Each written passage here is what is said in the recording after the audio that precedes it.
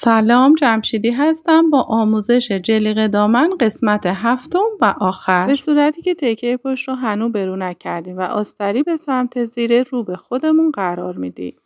یک تکه از قسمت جلو رو که برو کرده و اتو زده بودیم به صورتی که خط وسط جلو به سمت خط وسط پشت و حلقه ها هم به سمت هم باشن، از قسمت پهلو که بازه داخل تکه پشت قرار میدیم. حالا سرشانه قسمت جلو رو از بین سرشانه قسمت پشت بیرون میکشیم و چون قسمت جای دوخت سرشانه پشت رو باز گذاشته بودیم، الان به راحتی سرشانه جلو بین سرشانه پشت و آستری قرار میگیره. قسمت های گوشه رو مرتب میکنیم. همونطور که میبینین رویه ها به سمت هم و آستری ها هم به سمت هم قرار گرفتن. ابتدا درز وسط سرشانه جلو و پشت رو دقیقاً روی هم منطبق میکنیم و حتماً با این روشی که میگم سوزن میزنیم. یعنی سوزن دقیقاً از مابین هر دو درز فرو میره و دقیقاً هم از بین هر دو درز خارج میشه. اگر به این روش سوزن بزنین بعد از دوخت درزها در امتداد همدیگه قرار میگیرن. در قسمت ابتدا و انتها هم جای دوخت سرشانه پشت رو کاملا باز میکنیم.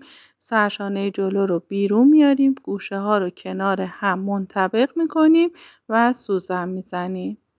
اگر به این نکات دقیقاً توجه کنین بعد از دوخت سرشانه ها گوشه ها و درز وسط سرشانه کاملا در یک راستا و کنار هم دوخته میشن.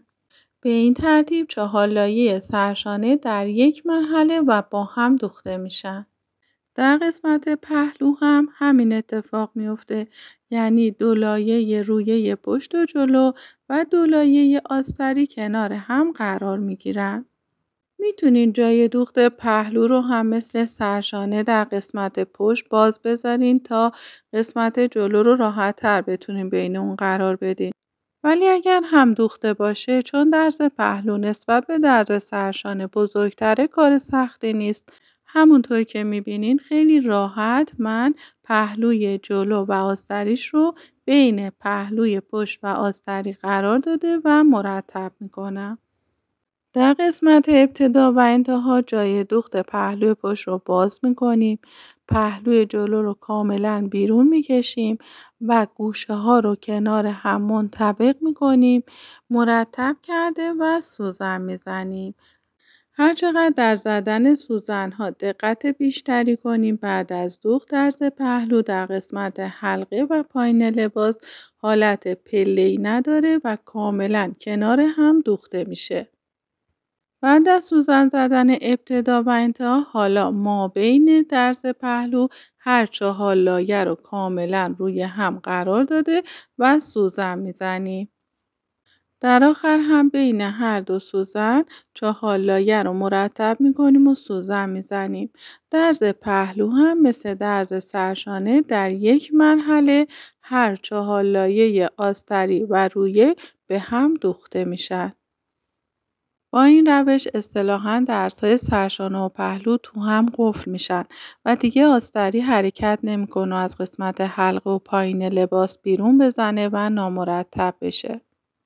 طرف مقابل قسمت جلو رو که برو کرده و اتو زده بودیم به صورتی که خط وسط جلو سمت خط وسط پشت و حلقه ها رو به هم باشن، به این صورت از بین درز پهلو که بازه داخل قسمت پشت قرار میدیم. سرشانه جلو رو از بین سرشانه پشت و آستریش بیرون میکشیم. پهلوها رو هم کاملا مرتب میکنیم و دقیقاً مثل سمت مقابل سوزن میزنیم. و اینکه حتما دقت کردیم که درز وسط سرشانه کاملا روی هم منطبق شده باشن. گوشه ها دقیقاً کنار هم قرار گرفته باشن. همینطور برای قسمت پهلو. حالا کار رو میبریم برای دوخت. سرشانه رو به همون شکلی که هر 4 لایه رو به هم سوزن زدیم زیر پایه چرخ قرار میدیم و دقیقاً با در نظر گرفتن جای دوخت از ابتدا شروع به دوخت کرده محکم کاری میکنیم و میدوزیم تا انتهای سرشانه. در نتیجه جای دوخت سرشانه پشت هم که باز مونده بود در این مرحله دوخته میشه. سوزن‌ها رو از پارچه در میاریم و سرشانه سمت مقابل رو هم به همین شکل میدوزیم. به این ترتیب 4 لایه آستری‌ها و رویه‌ها در قسمت سرشانه در یک مرحله به هم دوخته میشن. بعد از اینکه هر دو سرشانه رو دوختیم باید درز پهلوها رو بدوزیم. یک سمت رو از پایین به بالا می‌دوزیم، یک سمت رو هم از بالا به پایین. باز هم کنترل می‌کنیم که این قسمت‌های گوشه کاملاً کنار همدیگه قرار گرفته باشن و با در نظر گرفتن میزان جای دوخت درز پهلو رو می‌دوزیم. همونطور که می‌بینین 2 لایه رویه‌ها و 2 لایه آستری‌ها همزمان با هم دوخته میشن. درز یک طرف پهلو رو به صورت کامل از پایین تا بالا می‌دوزیم. فقط باید دقت کنیم که در ابتدا و انتها جایی که سوزن چرخ فرو میره درزها دقیقاً کنار هم قرار گرفته باشن. حتی با انگشتامون برجستگی درزها رو کنار همدیگه باید کنترل کنیم. به این صورت پهلوی یک طرف رو به طور کامل از بالا تا پایین دوختیم، سوزن‌ها رو از پارچه برمی‌داریم، اما سمت مقابل رو که می‌خوایم بدوزیم باید حدود 10 سانتیمترش رو ندوزیم، باز بذاریم تا بتونیم لباس رو برو کنیم. تأکید میکنم که قبل از دوخت حتما این ابتدا و انتها رو مرتب کنین، درس‌ها کاملا کنار همدیگه قرار بگیره و بعد دوختمون رو انجام میدیم. درز پهلوی یک طرف رو از پایین به بالا دوختیم، درز پهلوی یک طرف رو از بالا به پایین میدوزیم. فرقی نمیکنه، فقط یکی از درزها رو حدود 10 سانتی متر نمیدوزیم، محکم کاری میکنیم و مابقیش رو میدوزیم. بعد از اینکه دوختمون رو انجام دادیم سوزن‌ها رو از پارچه در میاریم. نکته‌ای که باید رعایت کنیم این هستش که این مقداری که باز گذاشتیم فقط باید در لایه آستری باز بمونه. یعنی 2 لایه رویه رو باید به هم بدوزیم. لباس رو از سمت آستری رو به خودمون قرار میدیم. 2 لایه آستری رو کنار میذاریم و فقط 2 لایه رویه رو از جایی که دوختمون باز هست محکم کاری میکنیم و میدوزیم.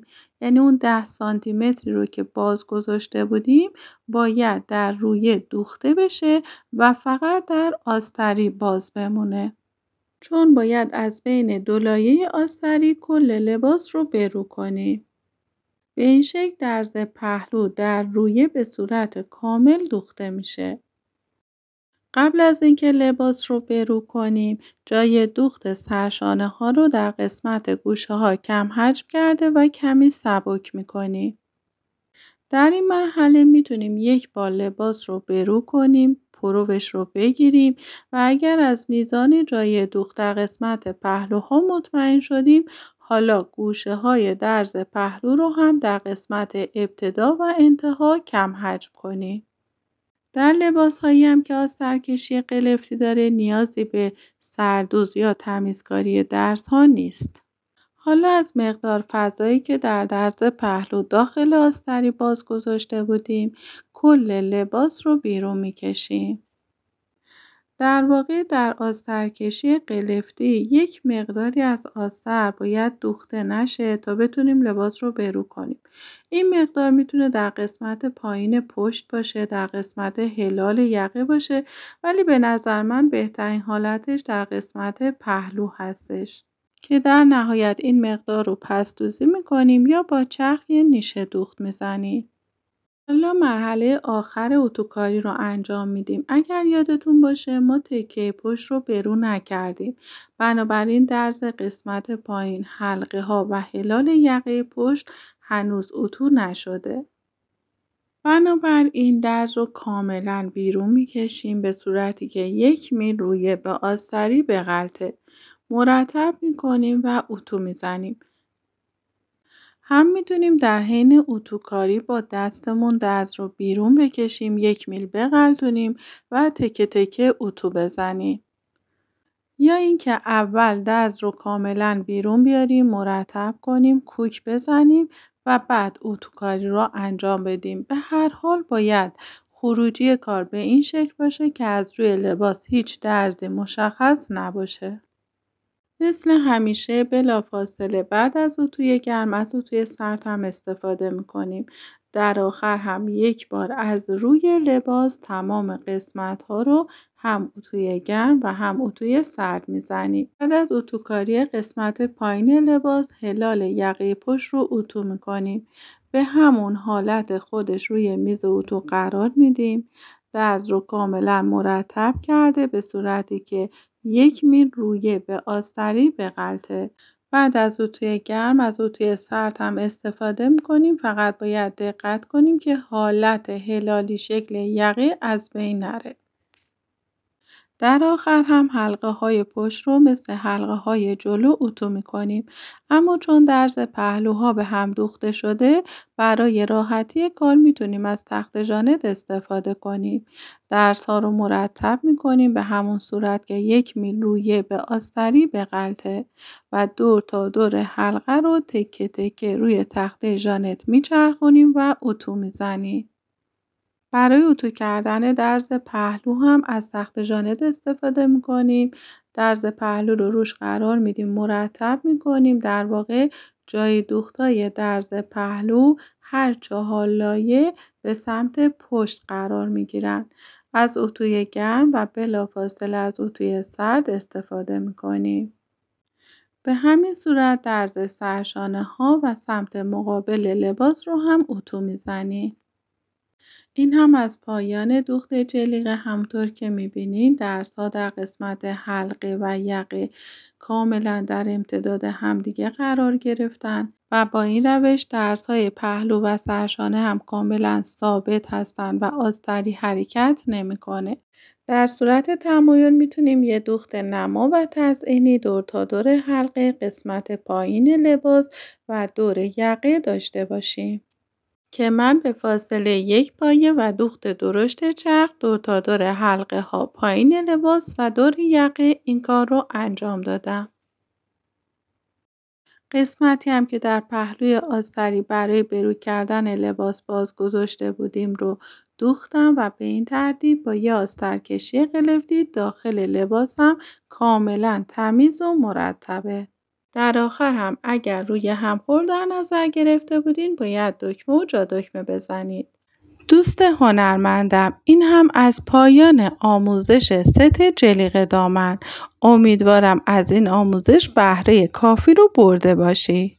برای اطلاع از آموزش‌های متنوع بعدی چنل رو سابسکرایب و زنگوله رو هم فعال کن.